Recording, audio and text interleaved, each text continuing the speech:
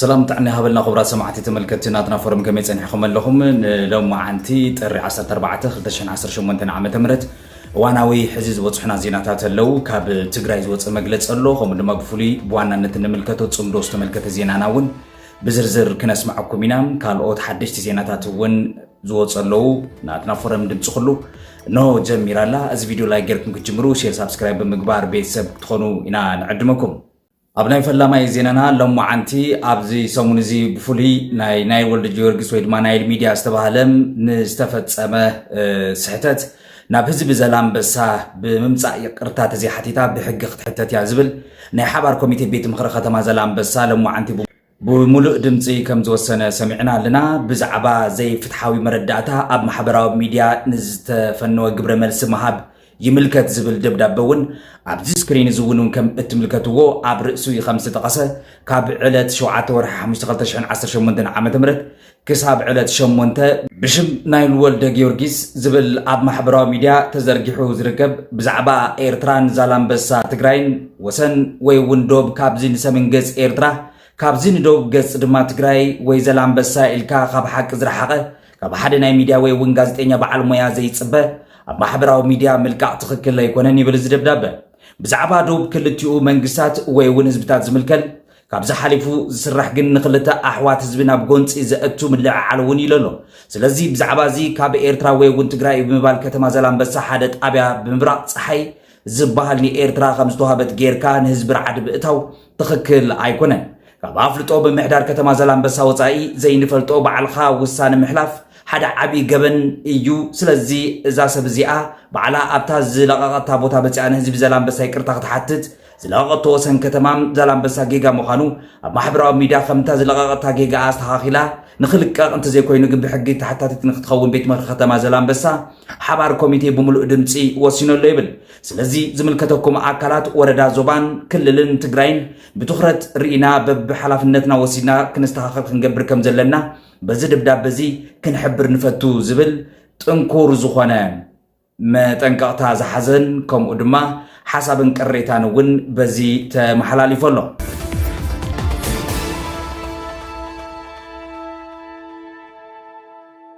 ካብ ትግራይ ለማዓንቲ ዝወፀ መግለጺ ካብ 6 ውድባት ትግራይ ዝተዋሃበ ሓበራዊ መግለጺ ኣብ ጉዳይ ጽምዶን ካልኦት ጉዳያትን ኣድህቢዎት ዘሎ ዝመግለጺ ኣብ ታሕቲ ስሞም ዝተቐሱ ውድባት ትግራይ ንኩሎም ፖለቲካዊ ሓይልታት ትግራይ ዝተዓጠቁም ዘይተዓጠቁም ዝሓቆፈ ናብ ምስረታ ሓቆፋይ ግዝያዊ መንግስቲ ዘቕንዕ ዘተኸካየድ ብተደጋጋሚ ይፀዊዕን እዮም ነዚ ብርክ ትግራይ ዝግበር ዘተ ብመንጎኝነት ንምንቅስቃስ እውን ብደንቢ ዝተሰየሙ ኣባላት ብውልቆም ኣብ ናይ ሓባር ውድባት መድረኽ ዕውት ዘተ ንምግባር ሰፋሕቲ ፃዕርታት ከም ዝተገበረውን ገሊፀን ኣለዋ ብተወሳኺ ዝተዓወቱ ዓድን ህዝብን ዘድሐኑ ዘሳገሩ ዕውታት ዘተታት ዝተፈላለዩ ህዝብታት ዓድታት ብምጥቃስ ትግራይ ካብ ዘለቶ ናይ ህልውና ሓደጋ እትወፀሉ ከይዲ ዘተ ንምግባር ክንዲ ዝከኣላ ተንቀሳቂሰን ይኹን እምበር እቲ ሓቆፋይ ሓቀኛ ናይ ፖለቲካ ሓይልታት ዘተም ትግራይ ዝድሕነሉ ኣማራፂ እንተኮይኑ እኳ ስልጣን ብምብሓት ዓዲ ኣብ ምፍራሽ ዝተዋፈረ ሓይሊ እዚ ከይዲ ከይዕወት ምኽላፍ ኮይኑ ከም ዝርከብ እውን እዘን ውድባት ገሊፀን ኣለዋ ጉጅለ ሕወሓት ክብል ዝገልጽ ዝመግለጽ እዚ ተጋሩ ከይዛተይ ጉዳይ ትግራይ ብተጋሩ ከይውሰን ናብ ብረት ዝተሰጋገረ ፖለቲካዊ ትግራይ ናብ ሰላማውን ሕጋውን ፖለቲካውን ቃልሲ ከይተመለሰ ብሔራዊ ረብሓታት ትግራይ ንምርግጋእ ዝተግሕ ሓቆፋይ ግዝያዊ መንግስቲ ከይተመስረተ ሓሊኹ ብመሓዝ ኣብ ትግራይ ተፈጢሩ ዘሎ ኩሉ መዳያዊ ቀልውላው ከም ዘጋድድ ይገብረሎ ይብላ እዚ ጉጅለ ፖለቲካዊ ሜዳ ትግራይ ንሰላማውን ሕጋውን ቃልሲ ዕፁብ ብምግባር ምስ ግዳማውያን ሓይልታት ብፍሉይ ድማ ምስ ህግደፍ ሻዕብያን ፋኖን ወታደራዊ ጽምዶ ብምፍጣር የውድኽድኸሎ ኢለን ኣለዋ ዘን 6 ውድባት ሻዕብያ ካብ ምፍጣር ጀሚሩ ፀረ ሃልዋት ትግራይ ዝኾነ ሓይሊ ጥራይ ዘይኮነስ ብተደጋጋሚ ምስ ህልውና ትግራይ ንምጥፋእ ዝዋፈር ሓይሊ ተላፊኑ ዓዲ ዘብረሰን ኣብታ ዝሓለፈት ጀኖሳይዳዊ ኩናት እውን ናይ ባዕሉ ግደ ዝፃወተ ህዝብና ዝጨፍጨፈ ኣረመናዊ ሓይሊ ኢለሎ ስለዚ ንሓውና ህዝቢ ኤርትራ ከም ትሕጃ ሒዙ ንባርነት ዝዳርግ ህዝቢ ኣብቲ ጀኖሳይዳዊ ኩናት ዝፀነተ ሓይሊ ዝግበር ዘይመትካላውን ወታደራውን ፖለቲካውን ጽምዶ ግን ንትግራይ ዕዳ እምበር ፀጋ ይኮነ ብኻልእ መዳይ ጉጅለ ሕወሓት ኣባላት ሓይልታት ፀጥታ ውልቀን ኣብ ፖለቲካ ዝነጥፉ ተጋሩ ይጭወዩን ይዕፈኑን ኣሎ ኢለን ኣለዋ ዘን 6 ፖለቲካዊ ውድባት ብፍሉይ ነበር ላዕለዋይ ኣመራርሓ ሓይልታት ፀጥታ ትግራይ ብርጋዴር ጀነራል ጉዕሽ ገብረን ብርክት ዝበሉ ኣመራርሓን ኣባላት ሓይልታት ፀጥታ ትግራይ ከምኡ እውን ነጠፍቲ ማሕበራዊ ሚድያ ኣብ ዝሓለፉ መዓልትታት ተጫወምን ሚድያታቶም እውን ተዓጽምዮም እዞም ወገናት ክሳብ ሕዚ ናብ መገባእያ ከም ዘይቀረቡን ዘለውሉ ቦታ ከም ዘይፍለጥን እዘን ውድባት ድማ ገሊፀን ኣለዋ ብምዃኑ እውን ሕዝብ ዘለው ምዕባለታት እዚ ተግባር ጭውያነቲ ናብቲ ዘይመትከላዊ ጽምዶ ዝቃወሙ መራሕቲ ፖለቲካዊ ውድባት ውልቀ መንቃሕቲ ማሕበራዊ ሚድያ ኣመራርሓ ኣባላት ጸጥታን ካልኦት ነዚ ሓይሊ ዝቃወሙ ወገናት ክቕጽል ምዃኑ ከም ዝርድእ እውን ኣፍሊጠን ኣለዋ ስለዚ እዘን ውድባት ነዚ ስዕብ 5 ነጥብታት እውን ኣቕሪበን ኣለዋ ኣብ ልዕሊ ጀነራል ጉዕሽ ገብረን ካልኦት ኣባላት ሓይልታት ጸጥታ ትግራይ ዝተፈጸመ ዓፈና ዕጡቃት ሲቪል ዝተቃለሱ ተጋሩ ኣብ ሰላማዊ ቃልሲ ዝነበሮን እሽተይ ተስፋ ከም ዝወደአን ናብ ብረታዊ ቃልሲ ከም መማረፂ ዘይብሉ መማረፂ ከም ዝወስዱን ንሕድሕድ ጎኒ በሪ ዝኸፍት ሓደገኛ ተግባር ስለ ዝኾነ ብጽኑዕ ይኹንንኦ ጀነራል ጉዕሽ ገብረን ካልኦት ዝተጫወዩ ኣባላት ሓይልታት ጸጥታ ትግራይ ብህጹጽ ክፍትሑ ጻውዒት ነቕርብ ምሻዕብያ ዝግበር ዘሎ ጽምዶ ዝተሰመየ ናብ ኢድ ሻዕብያ ምእታው ትግራይ ማእኸል ዕግርግር ዝገብር ሓደገኛ መንቅስቃስ ደው ክብል ከም ዘለዎ እውን ሓቲተን ኣለዋ ኣብ ሳልሳይ ድማ ብብርኪ ትግራይ ዝተጀመረ ዘተን ብኢዳታውነት ጉጅለ ሕወሓት ብተሓባበርቲ ግዝያዊ ምምሕዳር ትግራይ ተኸሊፉ እሞ ይኹን እምበር ዝተሓላለኸ ጸገም ትግራይ ግን ሕዚ እውን ብሓፋይ ዘተን እዩ ዝፍታሕ ዝብል ልዑል እምነት ከም ዘለዎን ብምግላጽ ብምዃኑ እውን ኩሎም ፖለቲካዊ ሓይልታት ትግራይ ብዘይ ቅድመ ኩነት ብማዕርነት ዝሳተፋሉ ዘተን ንምግባር ኩሉ ወገን ጸቕጢ ክገብር እውን ጻውዒት ኣቕሪበን ኣለዋ ጉጅለ ሕወሓት ክብል እውን ዝቐጸለ መበራብ ዓይነት ብስም ጉድኣት ኩናት ተመዛበልቲ ወገናት ካልኦት ክፋላት ሕብረተሰብ ካብ ህዝብና ብሓይሊ ክእክብኦ ተሊሙ ዘሎ 6 ቢልዮን ብር ነቲ ብኩናት ዝዓነወ ቁጠባት ትግራይ መሊኡ ሕቁኡ ዝሰብር ነቲ ብኽባን ዕፅዋን ዝተሃሰየ ህዝብና እውን ናብ ዝኸፍአ መከራ ዘእቱ እዚ ኣውጫጭ ዕዳ ንጉስ ስለ ዝኾነ ድማ ክብል ንህዝቢ እውን ኣይኸፍልን ኢሉ ብሄራዊ እምቢታ ክገልጽ እውን ጻውዒት ተቐሪቡ ኣሎ እዚ ብሽም ወገናትና ክእከብ ተሓሲቡ ዘሎ ገንዘብ ንጉድኣት ተመዛበልቲ ከም ዘይውዕል ተደጋጋሚ ስለ ዝተረኣየ ጉጅለ ሕወሓት እውን ዘይእመን ምዃኑ ስለ ዘረጋገፀ እዚ ጉጅለ ዝገብሮ ዝኾነ ይኹን ዓይነት ምትእኻብ ሃፍቲ ቅቡልነት ከም ዘይብሉ እውን ዘን 6 ውድባትን ገሊፀን ዘለዋ ኣብ መወዳእታ ንሕና 6 ውድባት ፖለቲካ ትግራይ ተኸታተልትን ቀጻልነት ዘለዎ ቃልስታትን ስለ ንገብር ህዝብና ቀጻሊ ኣብ ንገልጾ ፖለቲካዊ ቃልሲ ሓቢርና ክቃለስ ክብላ እውን ጻውዒት ኣቕሪበን ኣለዋ ካብዘን 6 ውድባት ብሄራዊ ባይታ ዓባይ ትግራይ ባይቱና ውድብ ናጽነት ትግራይ ዓረና ትግራይ ዲሞክራሲ ላዕላውነት ሳልሳይ ወያነ ትግራይ ትንሳኤ ሰብዓ እንደርታ ውድብ ወለዶ ትግራይ ምዃነን እውን ተመልኪትና ኣለና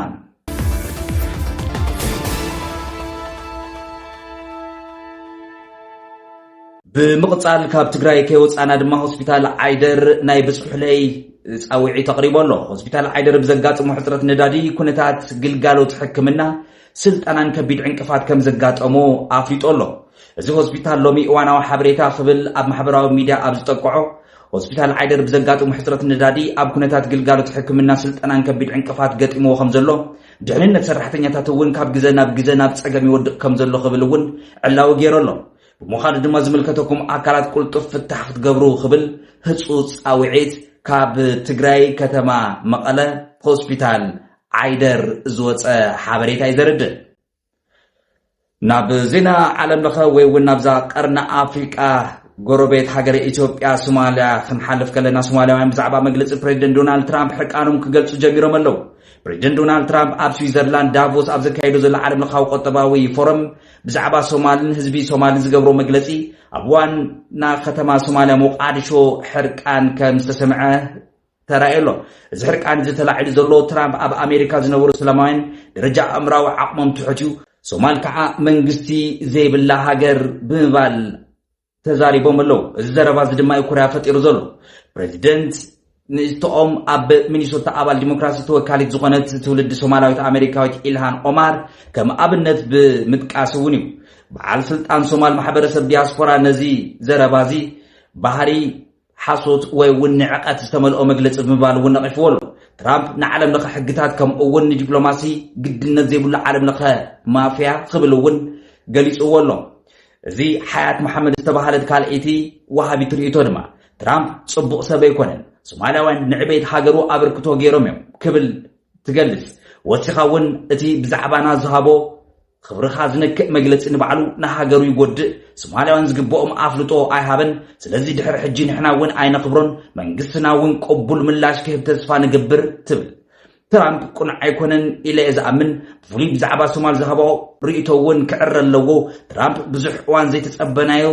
ዝጥቀመሎም ቃላት እውን ጽቡቃት ኣይኮኑን ይኹን እምበር ንሕና ሶማልያውያን ግን ቃላቱ ግድ የብልናን ንሕና ዝተዓወትና ህዝቢ ኢና ብሓገዝ ፈጣሪ ሃገርና ከም እትዓብውን ንኣምን ክትብል ድማ ርእይታ ተቐጽል ኣብ ኣሜሪካ ዝነብሩ ሶማልያውያን ብፍሉይ ኣብ ሚኒሶታ ዝርከቡ ነበርቲ ድማ ናይዚ መጥቃዕትን ዘረባ መንግስቲ ትራምፕ ከም ዝኾኑውን እቲ ጸብጻብ ኣመላኺቱሎ መምሕዳር ትራምፕ ኣብ ዝሓለፈ ወርሒ ኣብ ኣሜሪካ ዝርከቡ ስደተኛታት ሶማል ግዝያዊ ዕቕቦኦም ከም ዝቋረጽ ከም ዝገብርውን ዝዝከር ባርከስ ክብራት ሰማዕቲ ተመልከትናትና ፎረም ለማዓንቲ ካብ ትግራይ ካብ ዝተሰምዑ ኣብ ሰሙን እዚ ዋና መዘራረብ ዝነበረ ብጽምዶ ገጽ ተባሂሉ ክጽብጸብ ጸንሕም ኣብ ናይል ሚድያ ማሕበራዊ ሚድያ ተዘርጊሑ ዝነበረ ከተማ ዘላምበሳ ኮሚቴ እቲ ቤት ምኽሪ ድማ ህጹጽ መጠንቀቕታን ናይ ይቅርታ ጻውዕትን ኣቕሪቦሎ እዛ ጋዜጠኛ እዛ ቀሪባ ይቅርታ እንድሕር ኣዚ ሓቲታ ክብል እውን እዩ እቲ መጠንቀቕታ ኣስሚዑ ዘሎ ብምቕጻል ድማ ካብ ትግራይ ዝስዕቡ ዝወፀ መግለፂ 6 ፖለቲካዊ ውድባት ትግራይ እውን ኣስሚዕናኩም ሆስፒታል ዓይደር እውን ጻውዒ ተቕሪቦሎ ከምኡ እውን ትራምፕን ሶማልያን እውን ሓውን ሓሰርን ኮይኖም ኣለዉ ሎማዓንቲ ዝብሉን ካልኦት ዝርዝር ዜናታት እውን ኢና ኣስሚዕናኩም እዚ ቪድዮ እዚ ላይክ ብምግባር ሼር ሰብስክራይብ ብምግባር ቤተሰብ ኩኑ ቀጻሊ ካልእ ሓድሽ ዜና እውን ክነስዕብ ኢና ክሳብ ሻቡ ሰላም